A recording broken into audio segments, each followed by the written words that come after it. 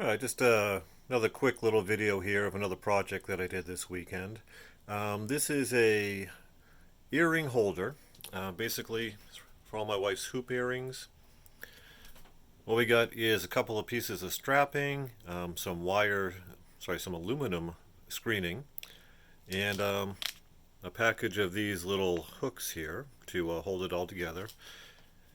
Very simple project, take you less than an hour.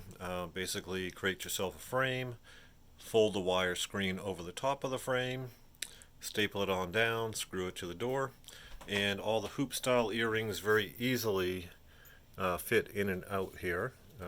Sorry, doing it wrong handed. Switching hands here. Oops. Yeah, there we go. And just go right in and out.